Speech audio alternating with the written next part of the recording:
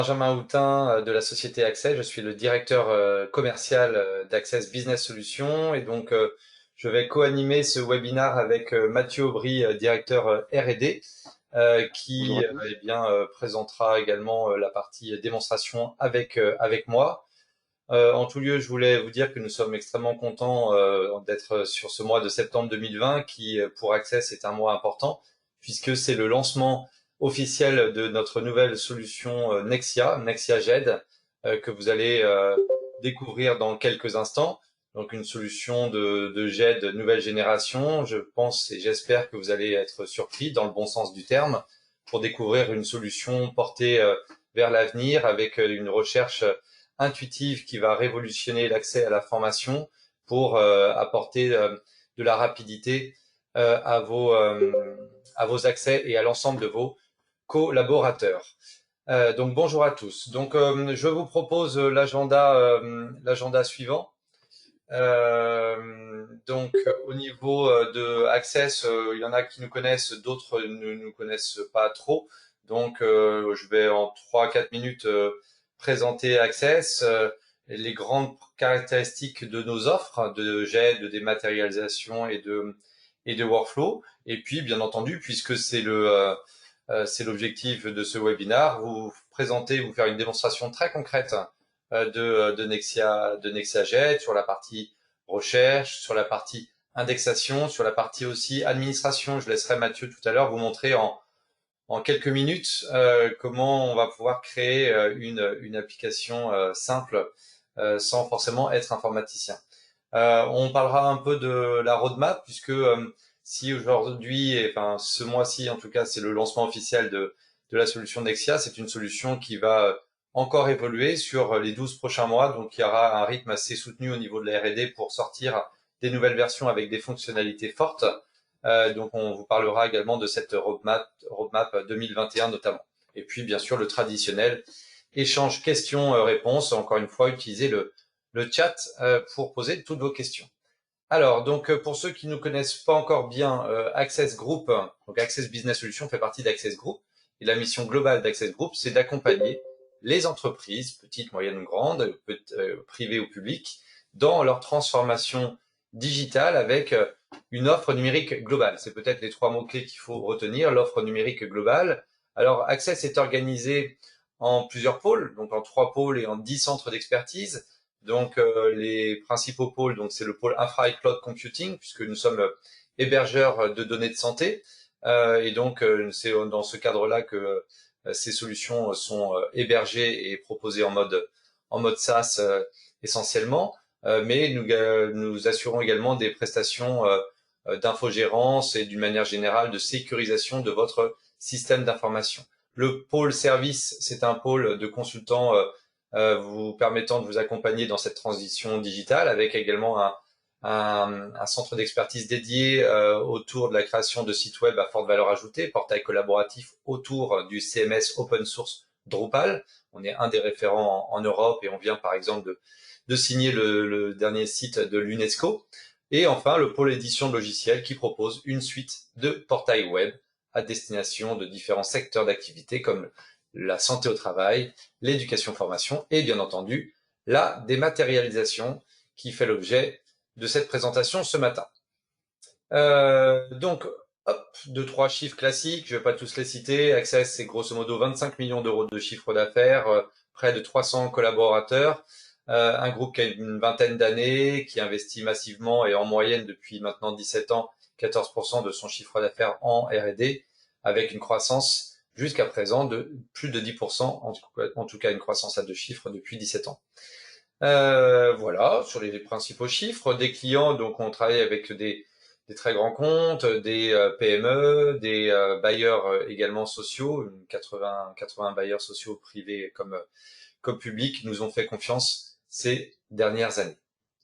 Alors, Access Business Solutions, c'est, comme je vous le disais, le centre d'expertise éditeur de solutions de GED, de workflow et intégrateur de solutions de lecture automatique de documents. Donc, on va pouvoir, avec une offre logicielle numérique globale, eh bien, vous accompagner, donc bien entendu sur la partie GED, c'est ce qu'on va voir dans maintenant 2-3 minutes, mais également, pour ceux qui ne le savent pas, la solution phare d'Access Business Solutions, c'est la dématérialisation des factures fournisseurs avec de la partie OCR, capture, workflow, gestion des rapprochements avec les commandes et les réceptions provenant de votre ERP. Mais Access Business Solutions, c'est aussi une solution de dématérialisation des factures clients qui va vous permettre d'envoyer automatiquement les factures clients au format PDF signé, disposer d'un portail client, l'envoyer au format EDI pour certains de vos clients.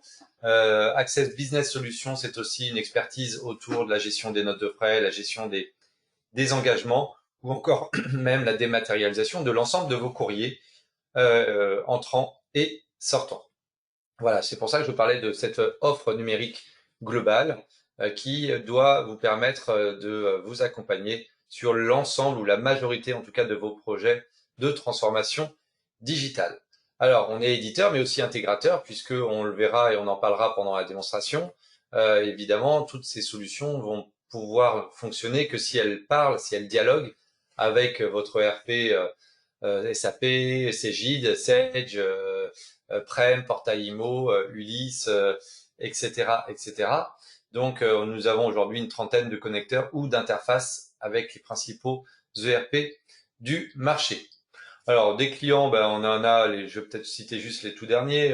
Dans l'habitat social, on a FDI Habitat à Montpellier, Val Touraine Habitat à Tours, Brest Métropole Habitat, qui ont retenu nos solutions de GED et de dématérialisation de factures fournisseurs, des groupes dans le BTP comme ETPO, des coopératives agricoles comme Terre du Sud, Lorca, Unicor ou le groupe Maître Laitier du Cotentin, qui est un de nos plus gros clients en volume de documents, et des clients historiques comme Pierre Fabre, pour lequel on gère 25 millions de documents clients en lien avec les échanges qu'ils ont avec leur pharmacie ou les grossistes en pharmacie.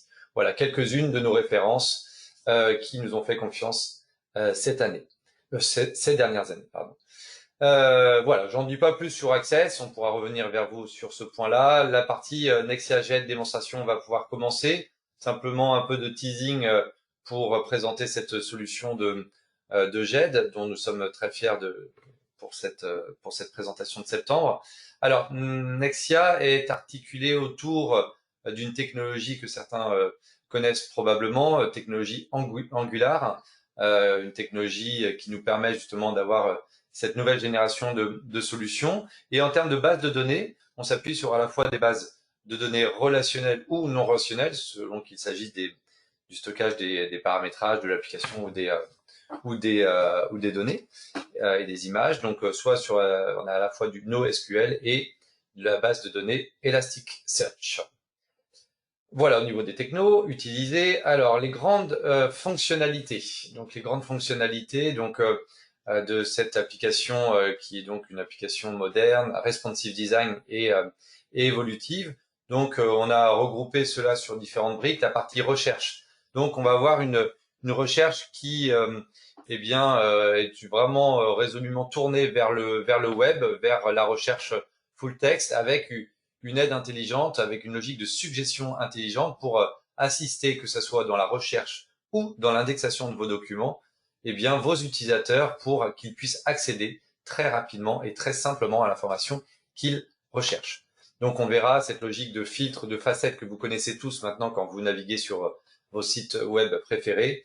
C'est la même logique. Au niveau de l'indexation, on verra une indexation assez simple, soit en glisser-déposer, en drag and drop, en scrutation de répertoire. Alors, bien entendu, si vous souhaitez aller dans plus d'indexation automatisée, l'indexation par code barre, l'indexation par OCR, lecture automatique de documents, je pense notamment à la dématérialisation des factures fournisseurs, évidemment, cette indexation sera automatisée.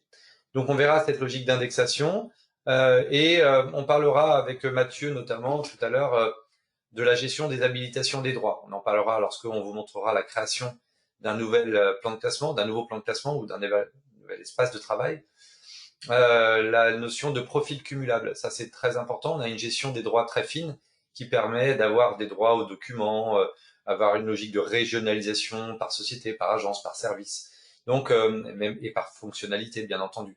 Donc, on verra cette gestion des habilitations qui va vous permettre d'avoir une gestion des droits en lien aussi avec, bien entendu, la RGPD.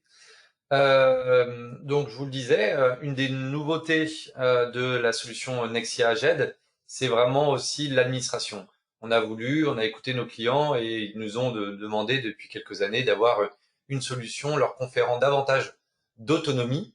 Donc, on a axé vraiment nos efforts aussi sur le côté paramétrage pour que un utilisateur non informaticien puisse créer un espace de travail. Et Mathieu vous le montrera dans quelques instants. Et puis pour terminer, donc on parlait de notre métier d'intégrateur. Au cœur de cette solution Nexia, il y a une plateforme d'intermédiation qui permet de mettre en place un certain nombre de contrôles de cohérence métier en lien justement avec vos référentiels, avec vos applicatifs métiers pour contrôler l'information, la récupérer, la traduire, donc et pourquoi pas même d'exécuter des workflows ou d'autres traitements externes en fonction de règles que nous aurons décidé de mettre en place. D'accord? Donc, grâce à cette plateforme d'intermédiation, si un certain nombre d'entre vous disposent, par exemple, déjà d'autres solutions de gestion électronique de documents, ben, c'est aussi par cette plateforme d'intermédiation qu'on pourra récupérer l'historique de votre GED actuel, par exemple. Voilà, donc on va passer à la partie démonstration. Donc, je vais laisser Mathieu basculer sur l'écran de Nexia GED pour qu'on puisse, eh bien, avec quelques exemples, eh bien, très concrets, vous présenter cette solution Nexia. Je vais grossir un tout petit peu et cacher peut-être un petit peu mon visage pour que vous voyez davantage cet applicatif. Alors, donc je vais naviguer avec mon navigateur web, donc quel que soit le navigateur, hein, je crois que je suis sur Chrome, Firefox ou Internet Explorer. Donc, je vais pouvoir alors gérer des habilitations. Donc là, j'ai l'espace locataire, client. Si je veux avoir l'espace fournisseur, parce que je vais directement, je vais pouvoir me déconnecter et aller justement en fonction de mes profils sur un espace où je vais avoir, là on a vu 4 espaces de travail, et bien là je vais plutôt aller sur l'espace par exemple locataire, où je vais avoir les espaces de travail qui m'intéressent pour cette démonstration. Donc là je vais me connecter et je vais retrouver mes différents espaces de travail où je vais avoir l'espace de travail beau, locataire, fournisseur. On appelle ça des domaines, vous pouvez appeler ça aussi des plans de classement. Donc ces différents plans de classement, selon l'usage de ces GED, eh bien, pourront être synchronisés avec votre référentiel. Donc ici, je vais commencer par une présentation de l'ergonomie au niveau de la partie recherche. Donc, on verra qu'il y a une barre d'espace, grosso modo, qui va vous permettre de rechercher de différentes façons l'information. Donc, je vais prendre 3-4 exemples différents. Donc, je vais pouvoir, par exemple, avec soit une aide à l'indexation, utiliser un signe $, qui me permet, grâce à des filtres ou des facettes préenregistrées, de me dire, tiens, je veux pouvoir trier par les métadonnées qui me sont mises à disposition par domaine, par date, par montant. Donc là, je vais prendre autre chose. Je vais prendre un type, par exemple, de document, parce que moi, ce qui m'intéresse, c'est peut-être de rechercher des BL, des bons de livraison, ou même des factures. Donc, je prends quelque chose de très simple. Donc là, j'ai pris facture, et je vais avoir 7 résultats. Donc, qui s'affichent dans la seconde, ou moins d'une seconde, avec les images directement associées. J'ai la possibilité d'avoir un certain nombre de filtres, donc des filtres avec une logique d'intervalle, donc d'intervalle pour jouer sur des notions de date, par exemple, en disant, bah, moi, ce qui m'intéresse, ce sont mes documents entre le 1er février et le 26 août, avec un montant inférieur à 5 000 €, et je vais retrouver moins de résultats. Donc, je vais pouvoir aussi, si ces filtres-là qui me sont proposés ne me suffisent pas, eh bien, rajouter d'autres filtres qui me sont mis à disposition. Donc, je vais taper le sens, par exemple, de la facture. Je veux pouvoir trier par facture, par avoir. Je veux rajouter la raison sociale, par exemple. Donc, je vais pouvoir rajouter la raison sociale pour avoir une vue du nom de mes fournisseurs. Dell, Gecina, Ireco, etc. Donc, c'est très simple. Une demi-heure de formation et la solution est tellement intuitive que l'ensemble de vos collaborateurs vont vite comprendre le fonctionnement et comment ils vont pouvoir accéder à l'information. Donc là, je vais prendre exemple juste d'une facture Dell qui va s'afficher ici. Donc, je vais pouvoir avoir l'ensemble des métadonnées, on appelle ça aussi des index, à gauche du document. Donc, l'ensemble de ces index sont complètement paramétrables, bien entendu. Dans le cadre d'une facture fournisseur, je vous le disais, eh bien, tous nos clients sont équipés de solutions d'OCR, de lecture automatique de documents pour ne pas avoir besoin de ressaisir ces informations.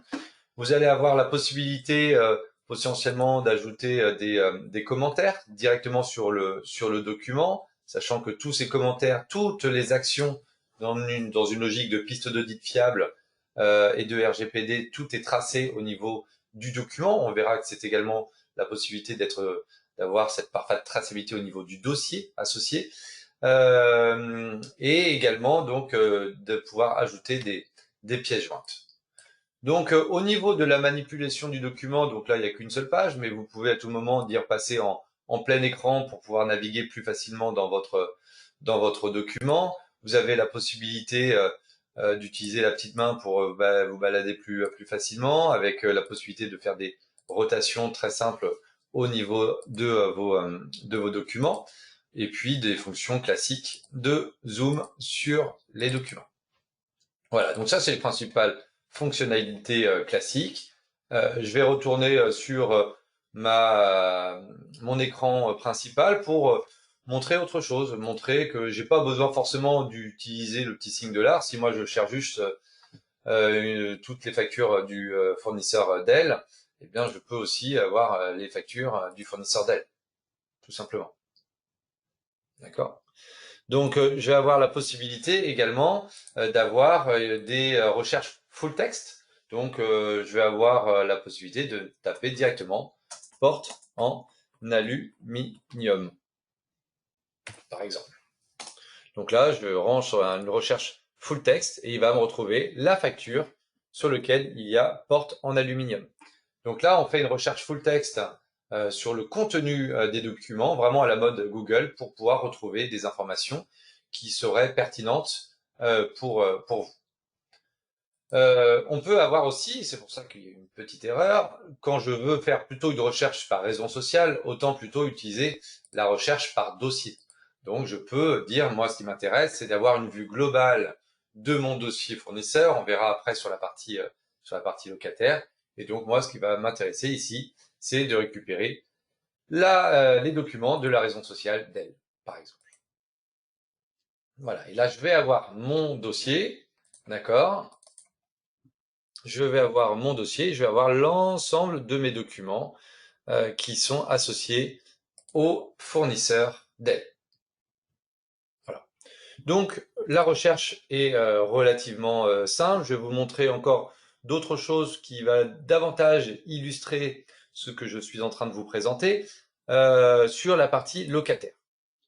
Sur la partie locataire, le principe va être le même, bien entendu, mais je vais pouvoir rechercher par locataire, justement, ou même rester sur la partie document, utiliser le fameux dollar pour avoir des recherches directement sur le nom, et puis je vais prendre tout ce qui se rattache au locataire Aubry, par exemple.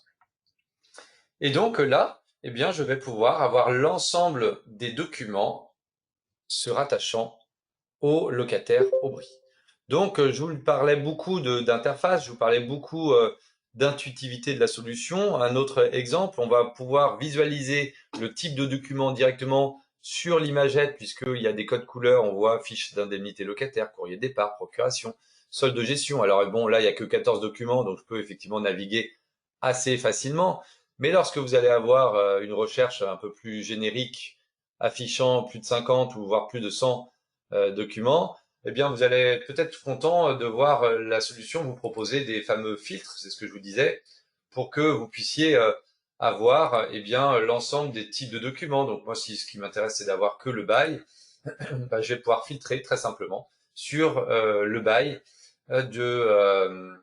du Aubry qui dispose d'un logement chez le bailleur Logéia, par exemple. Donc, vous pouvez utiliser ces facettes, tous les filtres, codes, toujours cette notion d'intervalle si vous souhaitez avoir directement la notion de contrat, de date de contrat, vous pouvez utiliser directement l'ensemble de ces facettes. Donc, cette recherche, après, vous cliquez sur le document qui vous intéresse. Hop, je vais revenir sur mes 14 résultats. Et puis, si je veux aller donc sur le bail, ou même je vais rester volontairement sur les 14 documents, je vais cliquer sur le document qui m'intéresse, le bail. Et je vais donc voir, là on est sur un multipage, donc facilement je peux naviguer sur les différentes pages de mon document. Et puis je peux à tout moment se dire, ben non, c'est pas ce document que je recherchais finalement, ou alors je switchais sur un autre document de mon locataire Aubry. On utilise cette fonction qu'on appelle chez Access le carrousel, qui vous permet facilement de naviguer et de basculer sur tel document, dire tiens, je veux ce document accusé de réception pour un document d'assurance, ou je veux plutôt revenir sur le bail. Donc vous pouvez naviguer assez facilement sur l'ensemble de vos documents de votre recherche. Ce document-là, ce fameux bail, il va être rattaché à des dossiers. Donc là, en l'occurrence, il peut être rattaché directement à un bail. Le bail faisant l'objet, vous voyez, d'un autre espace de travail au niveau de notre GEL, puisqu'on va récupérer d'autres documents au niveau du bail de l'appartement synchronisé 1, 2, 3, 4, qui va provenir dans le domaine du logement social de PIH, de Prem Habitat, du LIS, d'ICOS, de Cassiopée, etc. Et puis ce contrat de location, eh bien, il va être attaché à mon locataire Aubry et pourquoi pas à mon colocataire Houtin, par exemple. Donc là, je peux à tout moment basculer du document au dossier, et si je veux retourner sur le dossier Aubry, je peux à tout moment retourner sur mon dossier Aubry pour consulter mes documents. Alors, avant de passer sur l'indexation, je vous l'ai dit tout à l'heure, on parlait d'indexation assistée, on peut aussi parler de suggestion intelligente. Donc, on peut illustrer cela par exemple, je vais choisir un code BY, par exemple, ou c'est peut-être BY plutôt. Non, c'est pas ça. Code by, voilà, il est là. Hop, voilà. Donc là, on voit qu'il est affiché 11, 11 documents pour le bail 1, 2, 3, 4, 10 pour le bail 2, 3, 4, 5, etc. Donc il y a un filtre, alors selon les recherches, soit les plus fréquents, soit le plus grand nombre d'indexations. Donc c'est dans ce cadre-là où je vous parlais de l'aide assistée à la recherche ou à l'indexation. Et là, par exemple, je vais pouvoir associer cette recherche code by avec eh bien un autre filtre qui va être par exemple le nom. Hop.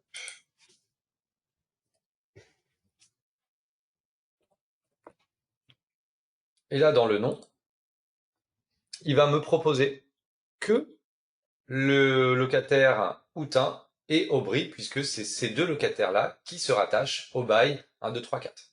D'accord? Donc ça me permet encore une fois de filtrer. Alors on peut associer, quand on a une recherche un peu complexe, un ensemble de métadonnées directement dans cette barre recherche, vous l'avez, je pense, compris, ou alors faire une recherche assez floue parce que je ne sais pas trop, et comme je vous l'ai fait en début de démonstration, eh bien tout simplement taper un mot et puis tout doucement affiner grâce aux recherches votre recherche. Les deux sont possibles.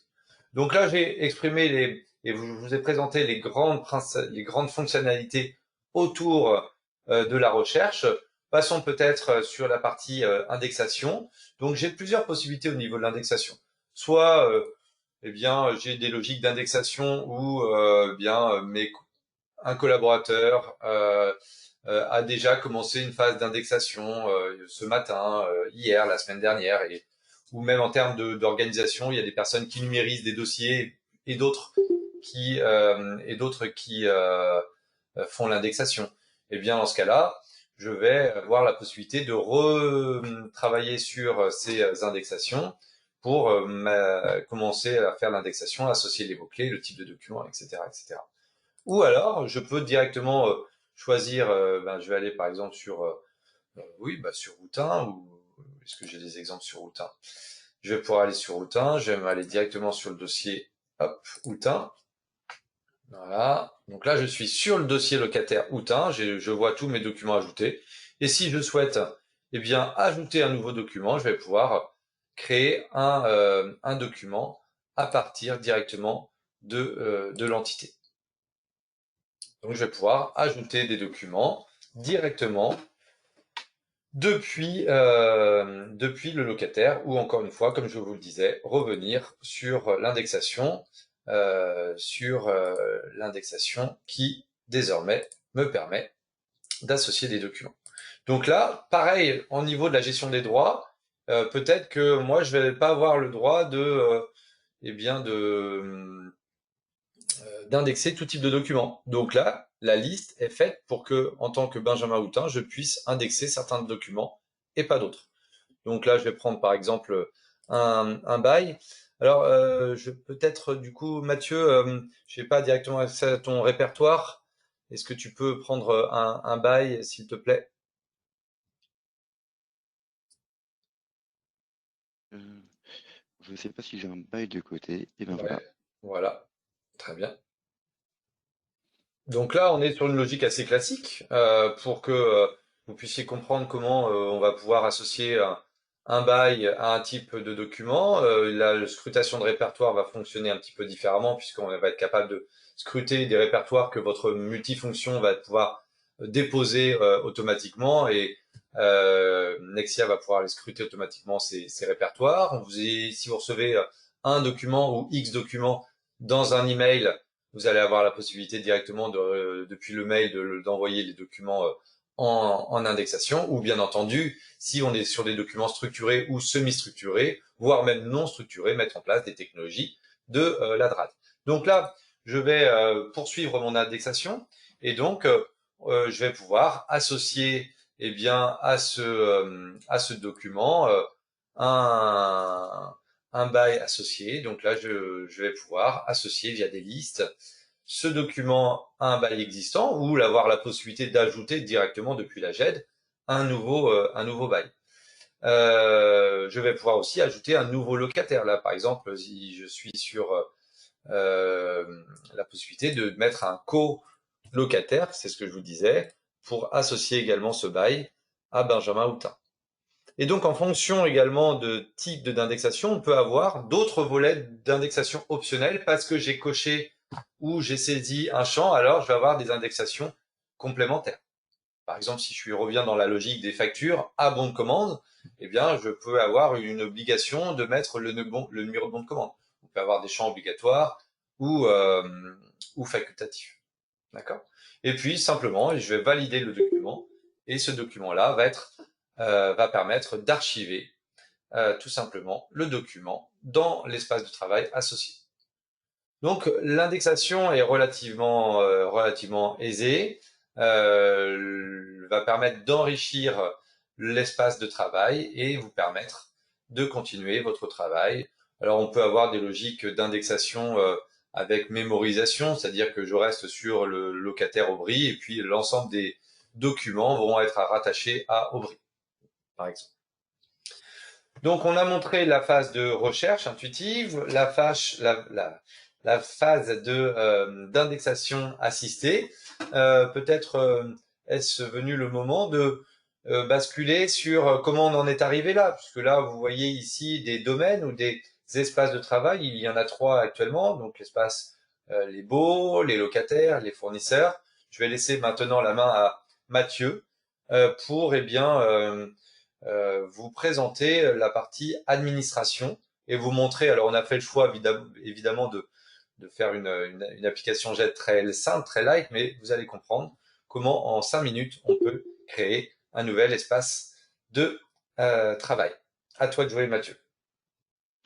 Voilà, comme Benjamin l'avait déjà signalé, et puis dans la partie présentation, là, au niveau des slides PowerPoint, le but, c'est que tout le paramétrage puisse être fait par des fonctionnels et que justement l'outil Nexia soit accompagné du module d'administration et de paramétrage qui soit aussi simple et intuitif.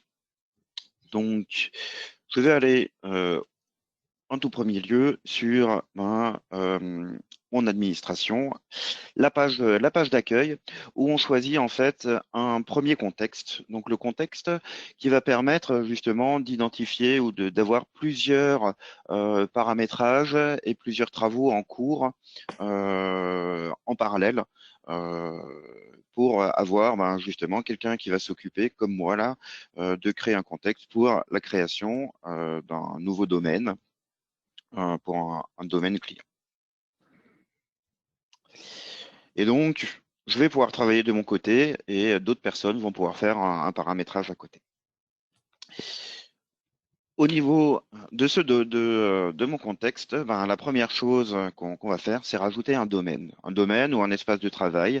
Donc, domaine ou espace de travail, c'est dans la partie cliente, sur la partie Nexia, cette partie-là où on va voir les baux, les locataires, les fournisseurs, les différents espaces de travail.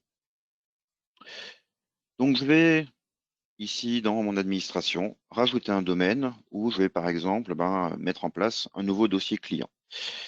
Donc, client 5, où je vais pouvoir saisir mes libellés du dossier client 5 et créer en automatique aussi mes entités. Donc, aussi mon dossier. Je vais y arriver. Client 5. À partir de là, on va pouvoir définir justement l'ensemble des métadonnées qui sont associées à mon dossier client. Donc pour cela, nous disposons d'une aide à la définition du formulaire de saisie.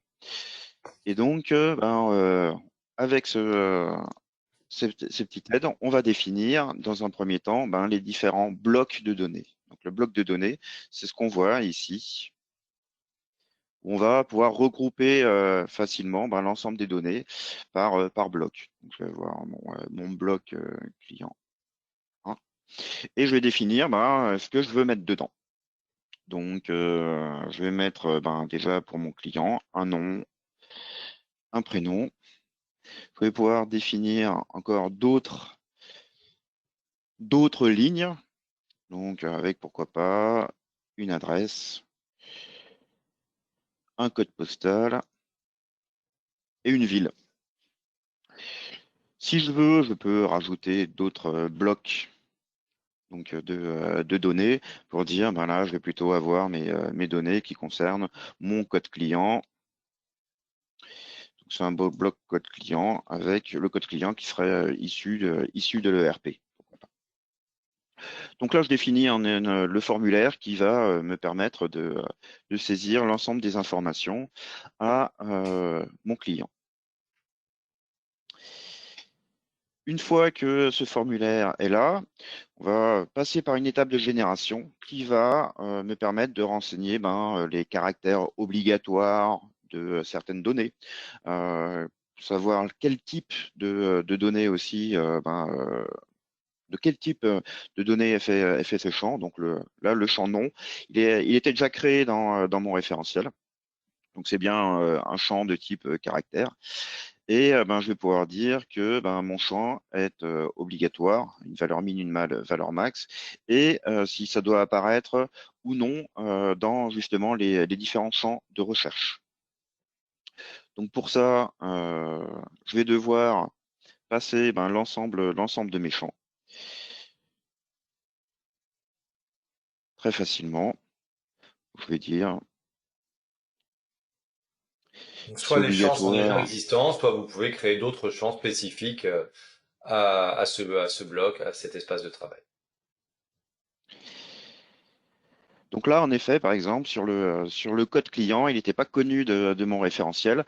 Donc, il va me demander de saisir des données supplémentaires, qui est ici le libellé, comme j'ai mis un code, qui ce serait le code client, le type, qui est un champ de type caractère. Je choisis de le créer comme ça. Je peux dire qu'il est dans la facette. Et j'ai fini le paramétrage de mon formulaire. L'étape d'après, c'est de définir l'ensemble des familles et les types de documents qu'on va pouvoir mettre dans cet espace de travail. Donc, je vais ajouter un type de document ici et je vais pouvoir ajouter, par exemple, mon courrier, un courrier, tout simplement pour le dossier client, c'est-à-dire qu'on va pouvoir indexer pour le dossier client des documents de type courrier. L'étape d'après, c'est la définition des profils. Donc, qui a le droit d'accéder à ce domaine, à cet espace de travail. Et donc, je vais avoir un profil client, Faire un petit client focus, 5. Mathieu, justement pour expliquer cette notion de profil cumulable, comment c'est géré. Donc, on définit justement des profils. À chaque profil, on va définir une liste d'accès. Donc, une liste d'accès sur ce qu'on vient de définir avant, certains types de documents, et ajouter aussi, de dire tel profil a droit à telle fonction. Donc, la liste des fonctions, elle est quand même elle est assez exhaustive ici. C'est-à-dire, est-ce qu'on a le droit d'indexer? Est-ce qu'on a le droit d'avoir accès uniquement en lecture aux documents? Est-ce qu'on a le droit de modifier les index? Est-ce qu'on a le droit de mettre des commentaires, de supprimer des commentaires? Donc, on a vraiment une gestion des droits assez fine. Et donc, par profil, on va pouvoir justement séparer ces différents droits. Et aux utilisateurs, pardon? Oui, oui, j'allais dire, sachant que les utilisateurs peuvent être associés à plusieurs profils puisque les profils sont cumulables. Tout à fait. Donc là, j'ai créé un profil, je vais y affecter tous les droits. Et il faut que je finalise mon paramétrage en donnant justement une notion de règle de calcul pour les titres et sous-titres qui apparaissent qui apparaissent en fait dans les visualisations des vignettes. Et tout simplement, à partir de là, je viens de valider et j'ai créé mon nouveau domaine et l'ensemble de mes champs d'indexation. Ce qui me reste à effectuer, c'est d'associer justement à mon utilisateur client le profil que je viens de créer. On va rajouter un profil ici, mon client 5. On voit l'ensemble des droits qui sont ajoutés par ce nouveau profil. Et il me reste à appliquer l'ensemble des modifications de mon paramétrage que j'ai effectué. Je fais dans application des modifications, je vais faire appliquer les modifications.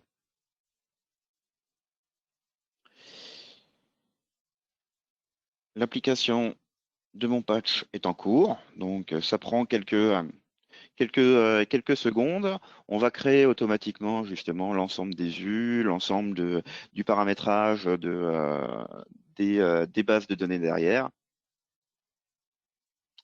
Donc, ce que vous avez vu, c'est que tout est fait pour vous assister également.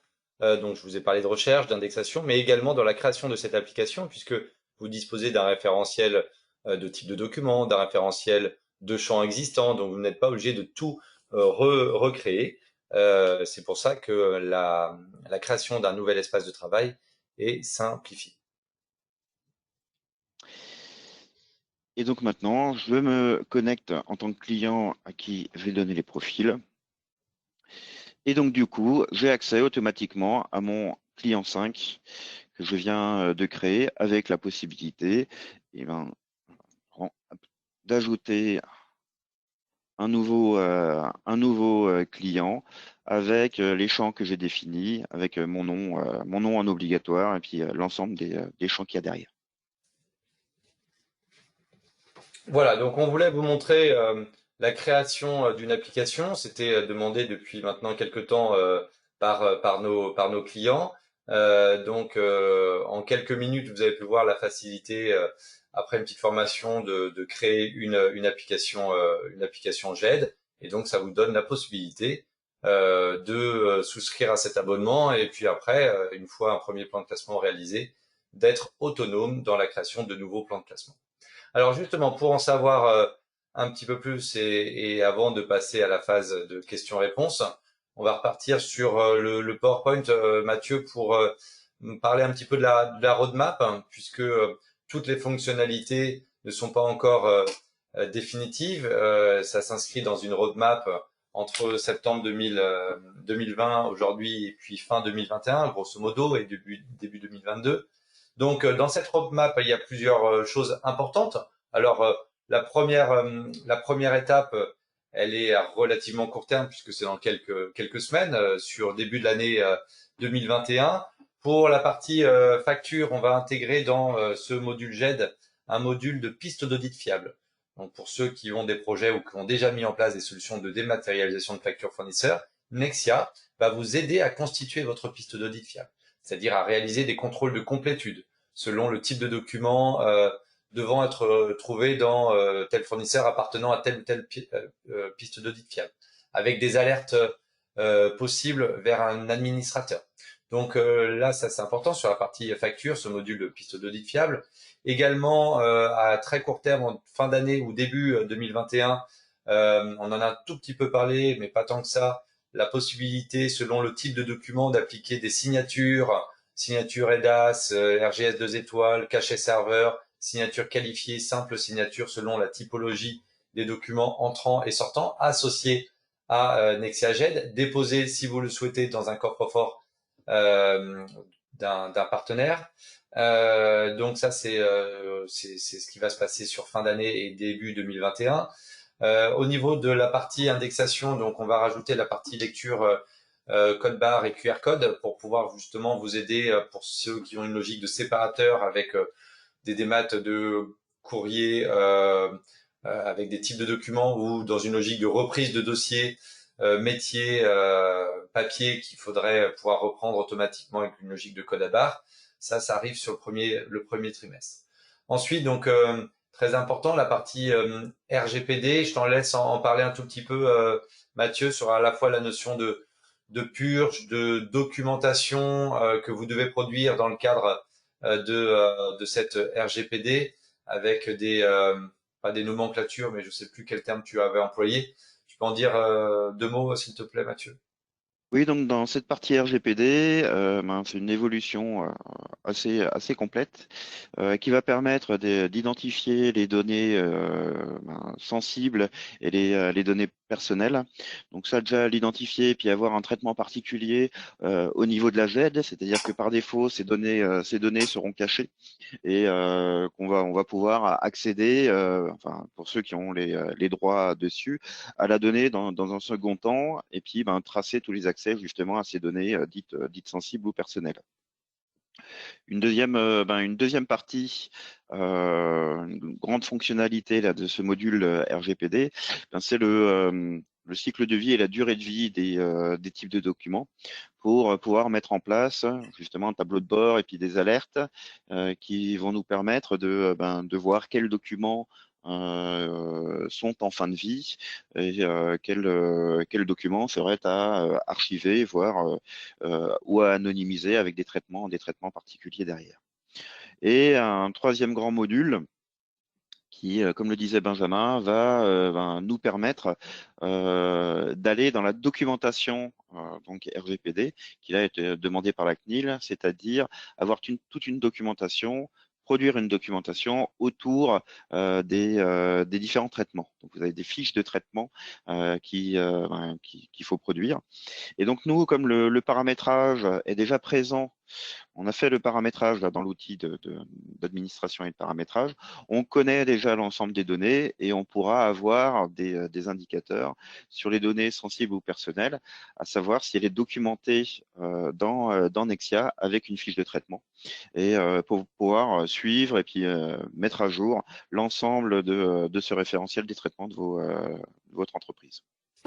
Voilà, donc c'est un vrai module qui sera intégré dans Nexia sur le deuxième trimestre 2021, tout comme, alors ça concerne plutôt nos clients, ça qui disposent de notre solution de workflow pour qu'on puisse récupérer l'ensemble des données et la traçabilité et l'historique des données workflow au niveau de la GED. Dans cette année, deuxième ou troisième trimestre au plus tard 2021, pour ceux qui sont plutôt internationaux, la Nexia, bien entendu, sera disponible en version anglaise d'ici peu, sur certainement le premier semestre 2021. Et puis après, on va enrichir également de fonctionnalités pertinentes au niveau du collaboratif pour pouvoir produire, modifier, créer, alors pas créer des documents parce que ça c'est déjà possible, mais associer des workflows collaboratifs à Nexia, et puis également un module de statistiques qui va arriver fin 2021 et début 2022. Tu confirmes, Mathieu? Oui, tout à fait, avec donc des fonctionnalités collaboratives, je complète même avec la possibilité, ce qui se fait actuellement là, de pouvoir travailler à plusieurs sur un même document Word, par exemple. C'est ça. Voilà, donc pendant les 12 prochains mois, 12 ou 15 prochains mois, la solution va encore vivre, mais dès le premier trimestre 2021, vous avez tout ce qu'il vous faut pour lancer vos projets de GED avec toutes les fonctionnalités obligatoires et pertinentes pour eh bien, créer, déposer, rechercher, indexer vos documents dans la GED. Alors, je vous propose maintenant peut-être de passer aux questions-réponses, puisqu'il est 10h19. On a dépassé de quelques minutes, mais on peut se donner quelques minutes encore pour répondre à vos questions. Est-il disponible? Ah, j'ai parlé de l'anglais. Vous posez la question, est-ce qu'il est disponible en italien et en allemand? Alors, je vais laisser Mathieu expliquer comment la traduction se fait et dans quelle mesure et sous quel délai il est envisageable. Par exemple, notre workflow actuel de facture, il est disponible en italien pour un client qui est le tunnel Euralpin Lyon-Turin. Donc, c'est tout à fait envisageable. Alors, Mathieu, est-ce que tu peux en dire deux mots? Oui, tout à fait. Donc Nexia a été développé pour permettre justement le multilangue. Là, ça n'a pas été présenté parce que il nous manque en fait la fonctionnalité de saisie des libellés dans l'ensemble des langues. Mais c'est quelque chose qui va être en cours là dans la version 2.2. Donc on l'a vu dans la roadmap produit avec cet outil de traduction. C'est-à-dire que dans la prochaine version, chaque profil pourra choisir la langue qui a été paramétrée. Voilà. Donc, posez toutes les questions que vous souhaitez. D'une manière générale, de toute façon, c'est le principe des webinars. Vos commerciaux préférés reviendront vers vous pour débriefer sur ce webinar, pour enclencher des démonstrations personnalisées dans le cadre de projets éventuels que vous pourriez avoir. Donc, il faut pas oublier que Nexia GED peut s'associer avec Nexia Workflow, que nous n'avons pas présenté aujourd'hui, mais qui est disponible avec la même charte graphique. J'ai pas parlé justement de cette charte graphique. Je vous ai aussi simplement précisé que il y avait eu un gros travail avec des graphistes et des ergonomes pour justement faciliter l'accès, le côté noir sur fond orange, ou devrais-je dire capucine, si les graphistes m'écoutaient, permet justement d'avoir un accès facilité et reposant au niveau du confort visuel notamment. Voilà, donc il y a eu un travail en parallèle de la R&D avec les graphistes et les ergonomes. On se peut se donner encore une minute pour poser toutes vos questions, sinon je clôturerai cette session en vous remerciant pour votre attention et votre disponibilité et en espérant que le Nexia GED répond en tout point à vos enjeux d'aujourd'hui et de demain.